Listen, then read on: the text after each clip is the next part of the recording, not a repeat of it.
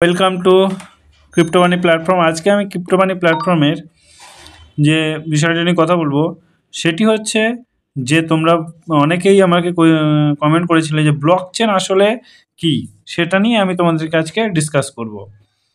চলো দেখো, block chain শুনলেই আমাদের মাথা ঘুরে, এটা আসলে কি, কিভাবে কাজ করে, ঠিক আছে? সো এটার উপর আমি একটা তোমাদেরকে খুব সহজ এক্সপ্লেন একটা কথা বলতে এসেছি, যেটা তোমরা খুব সহজেই যেন বুঝে যেতে পারো, তার জন্য একটা কথা বলতে এসেছি। চলো, বলছি 1 মিনিটে ইজি এক্সাম্পল দিয়ে তোমাদেরকে আমি খুব সহজে বুঝিয়ে দেব ব্লক চেন জিনিসটা কি। ওকে, ধরো তুমি তোমার বন্ধুকে 500 টাকা পাঠালে ফোনপেতে।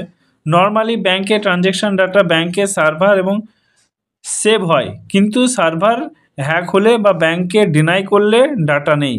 এখানে ব্লক চেন পুরোটাই আলাদা, ঠিক আছে?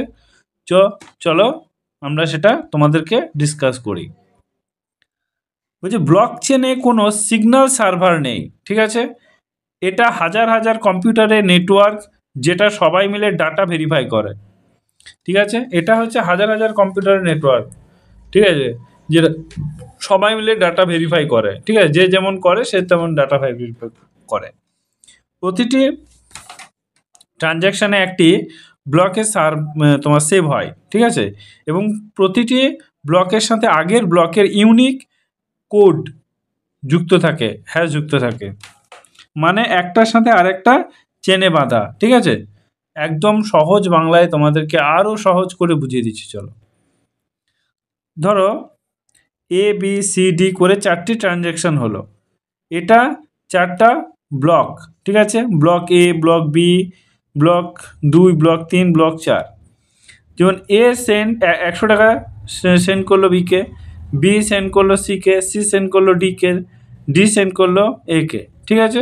এখন যদি ব্লক 2 এর ডাটা চেঞ্জ করে 50 টাকাকে 500 টাকা করে দেয়, তাহলে তারপরে সব ব্লকের কোড মিসম্যাচ হয়ে যাবে এবং নেটওয়ার্ক সঙ্গে সঙ্গে ডিটেক্ট করে রিজেক্ট করে দেবে।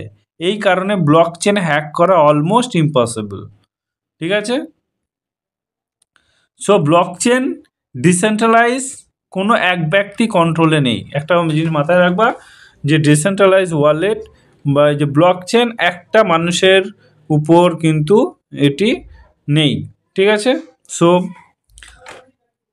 ট্রান্সপারেন্ট, সবারই কাছে রেকর্ড দেখা যায়, যার যার কাছে ট্রান্সপারেন্ট আছে তার কাছেই সেই রেকর্ড দেখা যাবে, ঠিক আছে?